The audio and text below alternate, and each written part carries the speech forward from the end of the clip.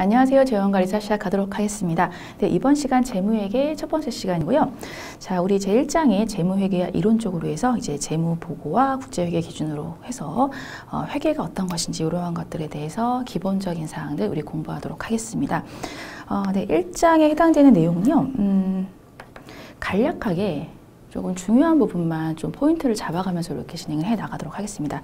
여기 1장에서 너무 많은 시간을 보낼 이유는 없거든요. 그래서 중요한 부분 위주로 해서 제가 포인트 되는 거 이렇게 설명을 드릴 테니까요. 그렇게 여러분들 같이 해 나가셨으면 좋겠습니다. 네, 재무보고와 국제회계 기준으로 해서 첫 번째 1번에 있는 회계의 정의와 구분으로 해서 회계란부터 내용이 나와 있는데요. 잠깐 보시면 자, 회계는 이런 겁니다 라고 해서 내용이 나와 있는데 자, 회계는 정보 이용자가요 합리적인 판단이나 의사결정을 할 수 있도록 기업 실체에 대한 유용한 그러한 경제적 정보를 식별하고 측정하여 전달하는 과정, 이걸 회계라고 얘기하고 있습니다. 그리고 우리 회계는 크게 재무회계, 관리회계, 그리고 세무회계 이렇게 세 가지로 나눠서 회계를 구분하고 있다라는 내용을 여기에 쓴 부분이고요. 표에 있는 재무회계 부분부터 같이 보시면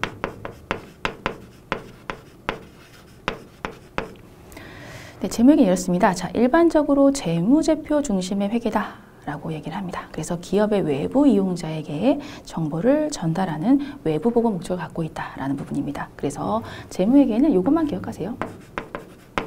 네, 재무제표 중심입니다 라는 것과 네, 외부의 정보 이용자를 위한 겁니다. 네, 라는 것.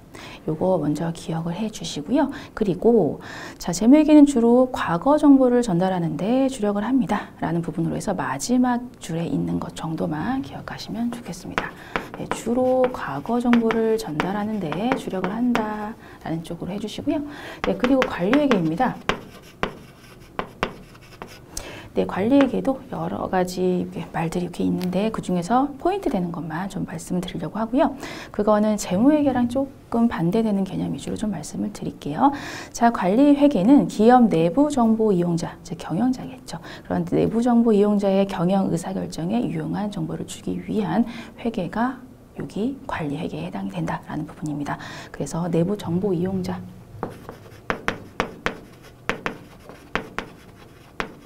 즉 경영자를 위한 그러한 회계다라고 볼 수가 있는 부분이고요. 그리고 세 번째 점에 있는 것 정도 보시면 원가회계라고 하며 이렇습니다. 그래서 관리회계의 주를 이루는 부분은 이제 원가회계가 주를 좀 이루게 된다라고 보시면 될 것 같아요. 네, 그 정도 해주시고요. 그리고 자, 마지막 점에 있는 관리회계 보고서는 이런 부분들이 있는데 자, 요겁니다. 네, 특정 양식 없어요.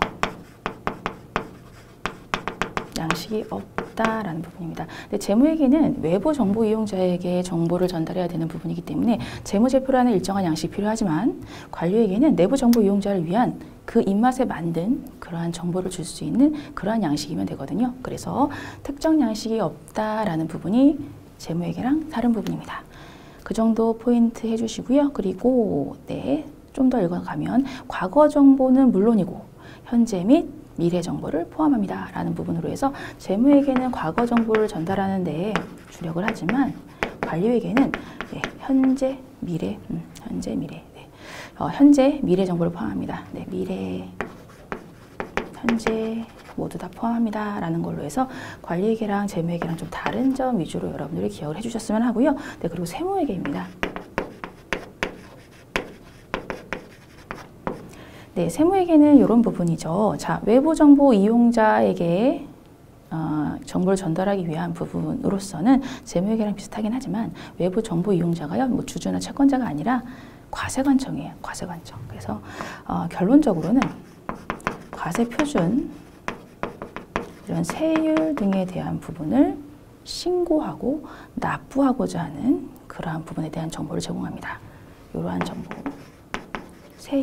세율보다는 세율을 적용한 세액, 산출세액 정보를 제공한다라는 걸로 해서 기억해 주시면 될 것 같고요. 그래서 과세관청에 보고하는 목적, 그러한 목적으로서의 정보를 전달한다라고 보시면 되겠습니다. 네, 이 정도에서 재무회계와 관리회계, 세무회계 부분에 대해서 간단하게 우리 이해해 봤고요. 이렇게 회계는 크게 세 개로 구분하는구나. 이렇게 알아두시면 되는 부분이에요. 자, 2번 재무회계와 재무보고 쪽입니다. 네, 재무회계 재무제표 쪽으로 해서 표에 있는 거 첫 번째 보시면, 자, 재무회계는 앞서 말씀드렸듯이 기업의 외부 정보 이용자들이 합리적인 의사결정이나 판단을 할 수 있도록 유용한 정보를 제공하는 것, 이게 재무회계거든요. 그렇기 때문에 재무제표를 이용합니다. 그런 얘기 앞서서 했던 얘기랑 동일한 얘기들 간단하게 다시 한번 리마인드 해주시고요. 그리고 이러한 부분에 있어서 재무제표는 재무제표 헷갈리는데요. 저도 네, 재무 관련된 여러 가지 표라고 해서 재무제표예요. 네, 저도 가끔 거꾸로 쓸 때 있어요. 재무제표를. 네, 재무 관련된 여러 가지 표다 해서 재무제표입니다. 네, 그래서 여러 가지 표가 있어요.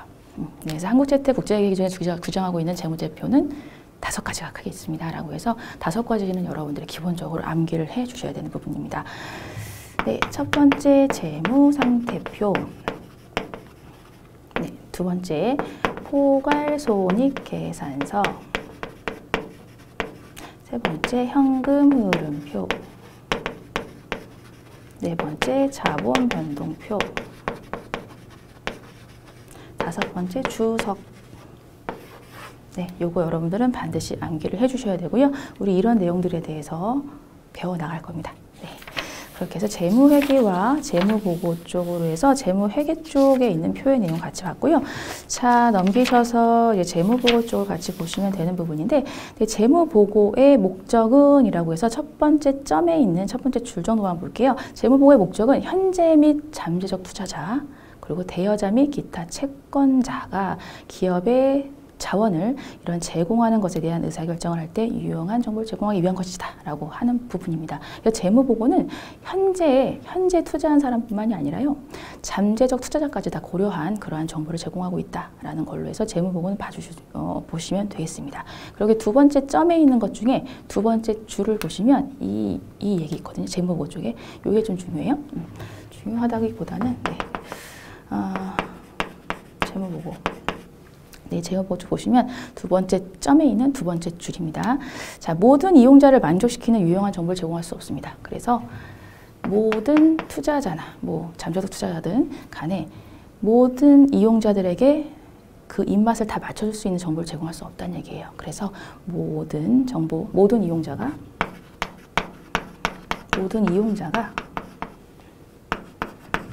만족할 수 있는 정보를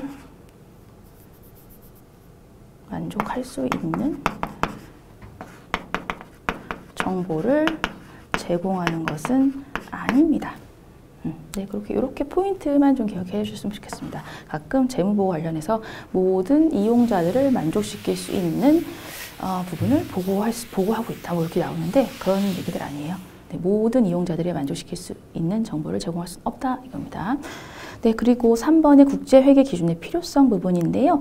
네, 국제회계 기준의 필요성, 이런 부분이죠. 이제 점차적으로 이제 기업들도 다 글로벌화 되어지고, 이런 부분들도 있고, 네, 이제 수입 수출 관련해서 이제 국제적인 거래가 많이 일어나기 때문에 이러한 국제회계 기준이 필요하게 됐다라는 것 정도로만 개념적인 것만 이해하시면 됩니다.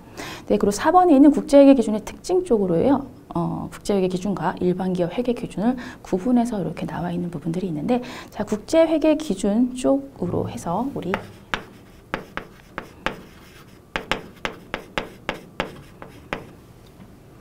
이걸로 해서 일반 기업 회계 기준과 여러분들이 조금 비교해서 기억을 해 주셨으면 좋겠다라고 말씀드립니다. 일반 기업 회계 기준. 네, 비교해서 여러분들이 기억하세요. 네, 국제회계 기준 첫 번째 있는 부분, 원칙 중심입니다. 원칙 중심. 네, 원칙 중심이라고 하는 거는, 자, 원칙에 그렇게 벗어나지 않는다고 하면 재량껏 작성을 해도 된다라는 부분입니다. 그래서 딱딱 맞춰진 룰이 있는 게 아니라요, 어느 정도 기본적인 원칙에 맞는다라고 하면 재량껏 너의 나라에 맞게 작성해라 라는 부분이라고 볼 수 있습니다. 그래서 원칙 중심이고요. 결론적으로 재량 부여가 가능합니다 라는 부분이죠. 네, 그래서 왜냐하면 국제회계 기준은 엄청난 나라들이 다 있잖아요. 그 나라에 해당되는 사람들이 이걸 다 쓰는데 그거에 대해서 다 룰을 다 만들 수는 없거든요. 그러니까 재량을 줄 수밖에 없는 부분입니다. 그리고 일반 기업 회계 기준 같은 경우는 규칙 중심이에요. 그래서 이거대로 해 요거거든요. 규칙 중심. 그렇게 해서 국제회계 기준과 일반 기업 회계 기준은 상당히 다른 점이죠. 즉 재량 부여 없습니다. 그리고요. 자, 다음으로 기본 재무제표도 달라요. 네, 기본 재무제표가요. 국제회계 기준은 연결 재무제표.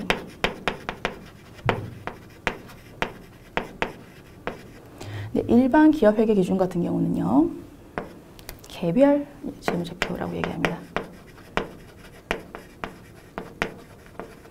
네, 개별 재무제표. 그래서 요거는 개별 재무제표는 그 사업장마다 재무제표를 따로따로 작성한다라는 게 개별 재무제표거든요. 그런데 국제회계 기준에서는 연결 재무제표를 기본 재무제표로 한다라는 부분입니다. 자, 이 얘기는 사업장마다 정보를 따로따로 보자는 게 아니라 지배회사랑 종속회사 그러한 모든 부분에 있어서 같이 연결된 그러한 회사들의 재무 정보를 결합해서 다 보겠다는 얘기예요.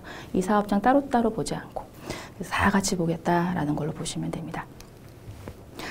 네, 연결 재무제표다라는 부분이고요. 네, 그리고 세 번째 있는 거는 공정가치 적용을 확대합니다라는 부분이에요.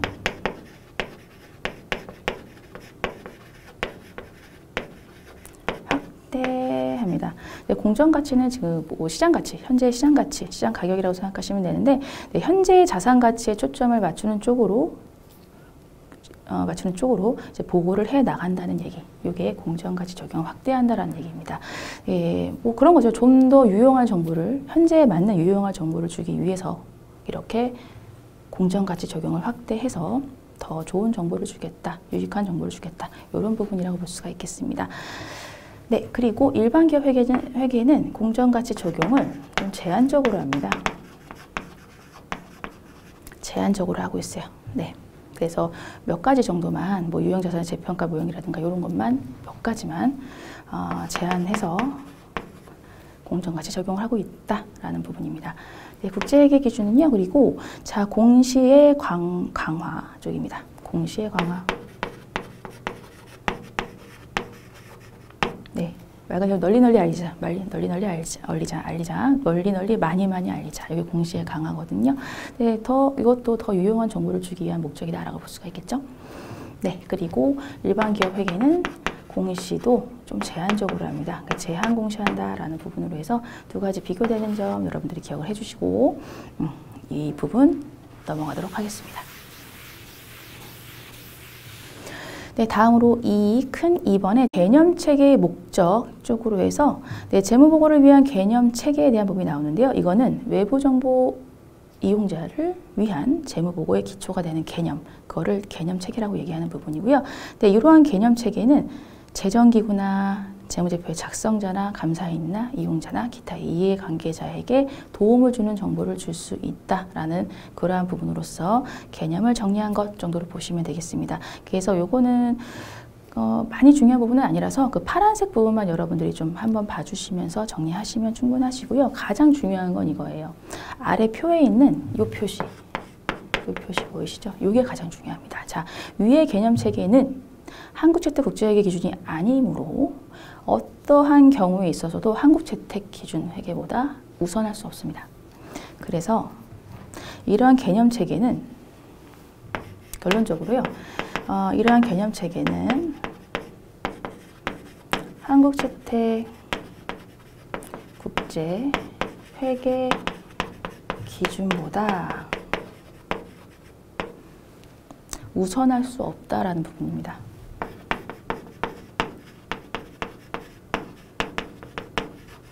네, 이게 가장 중요합니다. 네, 회계 기준이 이겨요.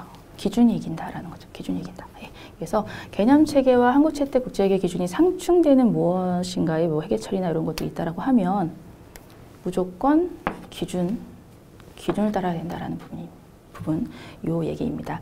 우선할 수 없다라는 부분으로 기억해 주시고요. 네, 그리고 2번 가겠습니다. 2번에 일반 목적 재무보고의 일반 목적 재무보고의 목적인데요. 예, 앞서 있었던 재무제표와 재무보고에 했던 내용들 그대로 또 나왔어요. 그래서 뭐 정보 수요라든지 뭐 정보 제공하는 정보 이런 부분이 나왔는데 그냥 여기서 중요한 점은 요겁니다. 예, 앞서 얘기했던 그 부분 그대로 현재의 투자뿐만 아니라 잠재적 투자까지도 고려한 그러한 정보를 준다라는 부분이고요. 그리고 마지막 정보 수요의 마지막 점에 있는 것 중에 모든 정보를 제공할 수 없고 제공하지도 않고요. 제공할 수도 없다. 이런 얘기들입니다. 그래서 완벽한 정보, 모든 이용자들에게 만족스러운 정보를 줄 수 없다라는 거 또 얘기하고 있어요. 그래서 중요한 건 그거니까 그것만 알아두시면 되고요. 3번 기본 가정과 재무정보의 질적 특성으로서 이제 기본 가정부터 보도록 할 텐데요. 자, 한국채택 국제회계 기준에서요. 기본 가정 하나밖에 없어요. 기본 가정. 계속 기업의 가정입니다. 그래서 계속 기업의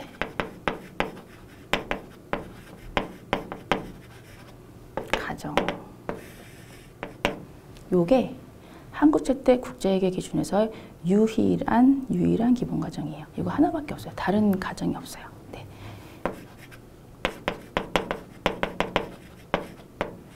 네, KIFRS의 유일한 가정. 계속 기업의 가정 하나밖에 없습니다. 네, 그래서 가끔 공부하시다 보면 일반 기업 회계 기준 공부하시고서 요거 공부하시는 분들은 좀 헷갈리실 수 있거든요. 그래서 이렇게 조금 공부하시다가 이런 한국채택 국제회계 기준하고 좀 다른 점들 이런 것들이 있으면은 여러분들 헷갈리지 마시고 다시 한번 정리를 좀 해주셔야 되는 부분들이 있어요. 자, 유일한 가정입니다. 계속 기업의 가정 하나밖에 없다. 기억하시고요. 네, 넘어갑니다. 네, 양가로 이번에 있는 유용한 재무정보의 질적 특성인데요. 여기도 많이 중요하죠. 네. 자, 근본적 질적 특성과 보강적 질적 특성과 그리고 포괄적 제약 요인 이렇게 세 가지 이게 크게 이렇게 표로 나와 있는 부분이고요. 네, 요거 첫 번째 근본적 질적 특성부터 보도록 하겠습니다. 여기 있는 부분들 여러분들이 좀 외워두셔야 되는 부분들 필요합니다. 자, 첫 번째 근본적 질적 특성. 네, 근본적인 질적 특성 두 가지 있습니다. 목적 적합성, 표현의 충실성.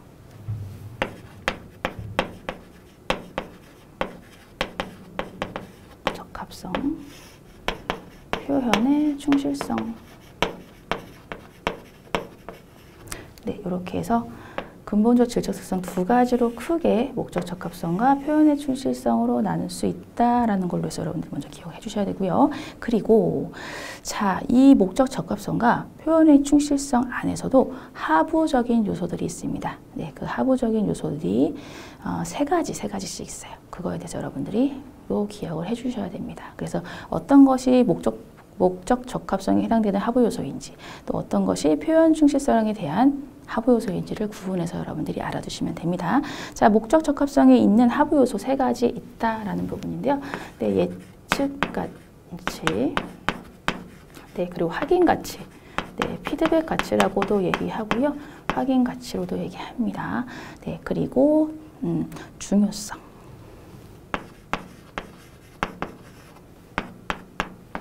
네, 목적 적합성의 하부 요소는 이렇게 세 가지가 있다라는 부분이고요. 네, 그리고 요거 표현의 충실성이 있는 부분은 완전한 서술, 중립적 서술, 그리고 오류의 배제 세 가지가 있습니다. 그래서 완전한 서술, 중립적 서술, 오류의 배제. 네, 세 가지씩 있어요 라고 해서 이것도 구분해서 어디에 하부 요소인지 여러분들이 기억을 해주셔야 되는 부분 필요하고요. 자, 예측가치, 확인가치, 중요성 이렇게 해서 표에 있는 것 중에 이제 파란색 위주로 좀 봐주시면 되겠는데요. 네, 예측가치는 말 그대로 예측하는 부분입니다. 그래서 정보 이용자가 이 기업에 해당되는 뭐 미래의 뭐 재무 상태나 뭐 경영 성과 이런 것들에 대해서 예측하는 데 활용이 될 수 있는가? 라는 부분이 근본적 질적 특성 중에 목적 적합성 중에 예측 가치에 대한 내용이에요. 네, 그리고 확인 가치 요거거든요. 그래서 요거는 말 그대로 이제 확인하는 부분으로서 이제 피드백 관련된 부분입니다. 그래서 당초의 기대치를 확인해서 수정할 수도 있는 그러한 부분들이 제공되는가 하는 그러한 부분들이 확인 가치다라고 볼 수가 있고요. 그리고 이 두 개는 서로 상호 보완적이다라는 그런 거죠. 보완적 기능을 하고 있다. 서로. 네, 그리고 중요성 부분입니다. 자, 중요성 요거는 어떠한 특정 정보가 생략되거나 하면 의사결정이 바뀔 수 있을 정도로 이러한 영향을 미치는 걸 중요한 정보, 즉 중요성에 관련된 정보라고 얘기할 수가 있는 부분이고요. 자, 여기 중요성에 대한 부분은요. 두 번째 점에 있는 거 잠깐 보시면 요거예요. 우리가 좀 착각하기 쉬운 것 중에 하나가 중요한 정보, 그럼 금액이 이만큼 큰 정보가 중요하겠지라고 생각할 수 있겠지만 금액 단순히 크기만으로 정해지지 않습니다. 그래서 금액의 크기가 중요하다라고 하지 않고요. 의사결정에 영향을 미칠 수 있는 정보를 중요한 정보라고 얘기를 합니다. 그래서 금액의 크기와는 상관없다라는 것 정도 기억을 해주셨으면 좋겠습니다. 네, 그리고 표현의 충실성 관련해서 완전한 서술, 중립적 서술, 오류의 배제 이렇게 있는 부분이고요. 네, 완전한 서술은 책 보실게요. 네, 요거 말 그대로 정보 이용자에게 필요한 기술과 설명을 이제 잘 해주자. 이거 완전한 서술 잘 해주자. 요거예요. 네, 그리고 편의가 없이 중립적으로 서술해야 된다라는 부분이고요. 뭐 기술상 오류나 누락 이런 게 없어야 된다라는 부분들이 오류의 배제입니다. 그래서 표현의 충실성에 해당되는 하부 요소는 서술이 완전하고 중립적이며 오류가 없어야 한다라는 걸로 해서 하부 요소가 3가지로 있어요라고 기억해 주시면 되겠습니다.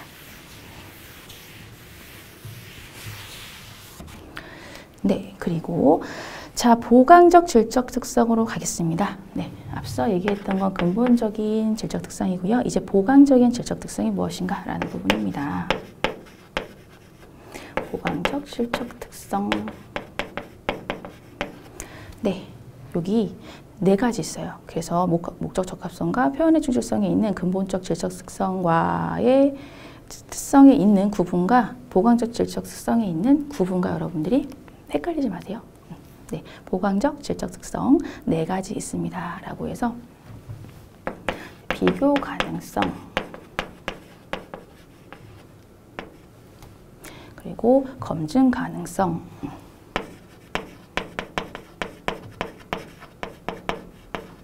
적시성, 이해 가능성. 네, 이렇게 해서 보강적 질적 특성으로 4가지가 있다라는 거 우선 여러분들이 기억을 해주셔야 되는 게 첫 번째고요.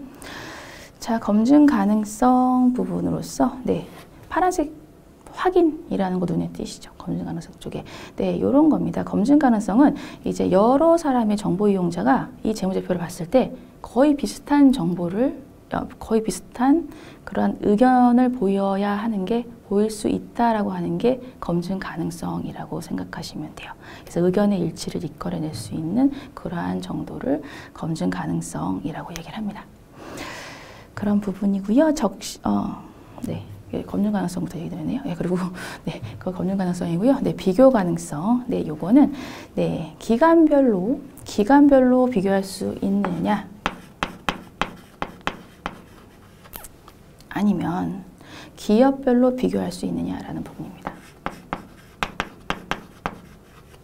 네, 기간별로 이제 비교할 수 있는 부분은 이제 동일 기업 내에서 뭐 정기와 단기 이렇게 해서 기간별로 구분할 수 있는 거 이런 걸 얘기하고 있는 부분이라서요. 계속성이나 일관성과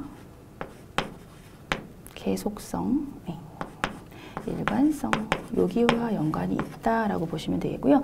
기업별, 이거는 다른 기업과 다른 기업 간 이렇게 재무제표를 비교할 수 있는 부분이 기업별 비교 가능성이기 때문에 이거는 통일성과 연관이 있는 부분이다라고 볼 수가 있겠습니다.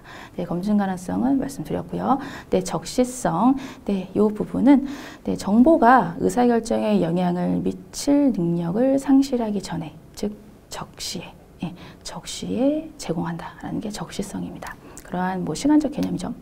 이해 가능성, 이 부분은 이용자가 정보를 쉽게 이해할 수 있도록 해야 한다라는 부분이기 때문에 막 서술을 엄청나게 막 이렇게 하지 않고요. 명확하고 간결하게 특징 있게 표현한다라는 게 이해 가능성이다라는 부분입니다. 네, 이렇게 해주시면 되고요. 자, 이제 포괄적 제약 요인이 있네요.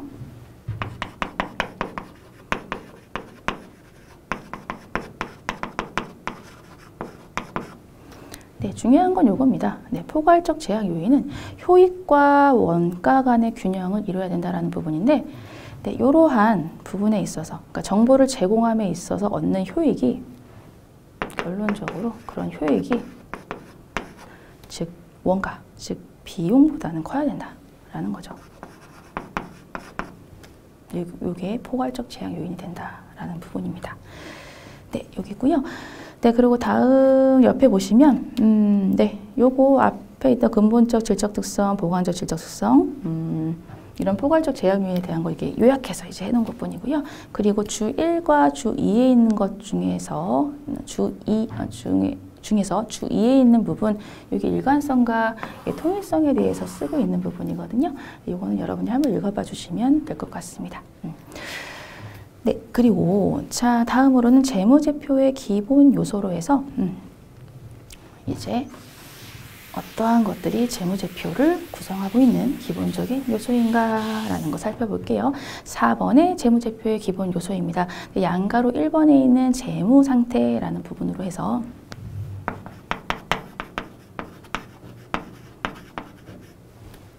네, 여기 자산, 부채, 자본에 대한 내용이 있습니다.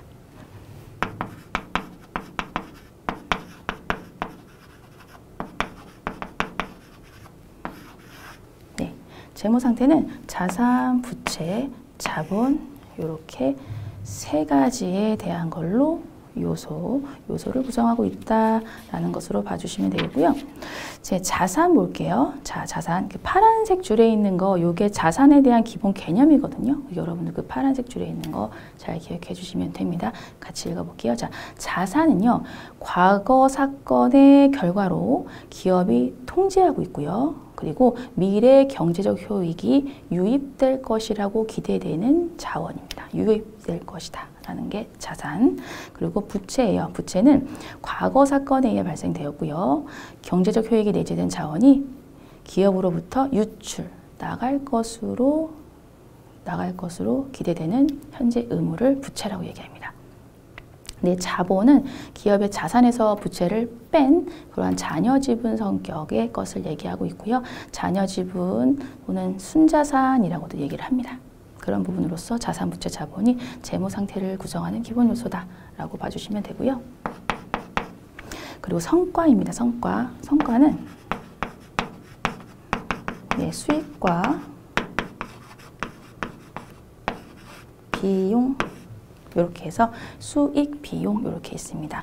네, 성과 관련해서 자, 수익 이 부분 잠깐 칸에 있는 거, 표에 있는 것 중에 수익 부분 볼게요. 자, 여기서 수익은요, 자산의 증가나 부채 감소로 인해서요, 자본의 증가를 초래하는 특정 회계 기간 동안 발생한 경제적 효익입니다. 그래서 자산이 증가하거나 부채가 줄어드는 것으로 해서 네, 자본이 증가하는 경제적 효익의 증가를 얘기하고 있습니다. 경제적 효익의 증가가 수익이고요.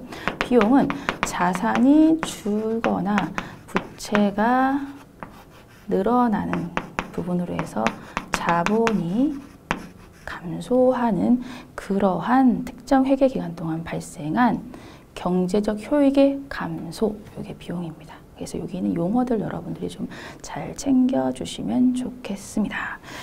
네, 그리고 다음으로써 다음 요거까지만 하고 마무리할게요. 자, 재무제표 5번의 재무제표 요소의 인식 기준입니다. 자, 인식 기준. 자, 언제 인식할 거니? 라는 인식 기준인데요. 그러니까 재무제표의 정의에 부합하면은 재무제표에 이제 기입할 수 있다라는 걸로 해서 여러분들이 생각하시면 되고요. 인식 기준이기 때문에 요거의 포커스는 언제 언제 재무제표에 이 내용을 넣을 거니 요게 인식 기준이라고 보시면 됩니다. 그래서 요거는 확률과 측정 기준을 가지고 요 인식 기준을 판단하는 부분이고요. 확률, 측정 기준.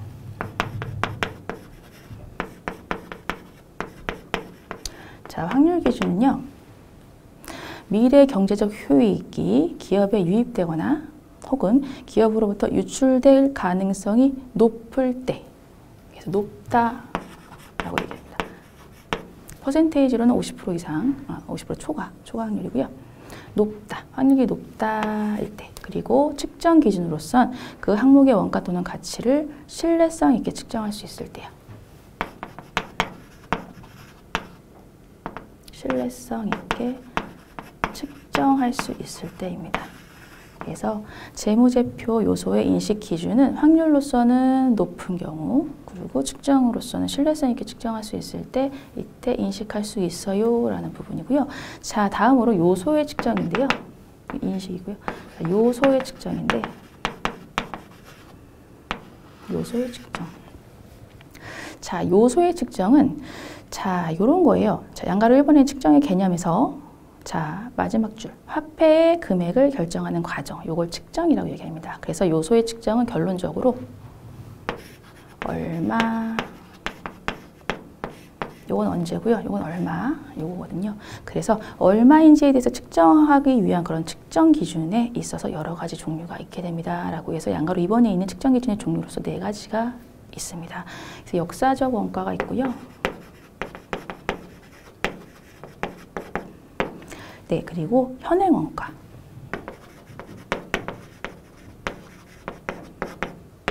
그리고 사용 가치 혹은 이행 가치.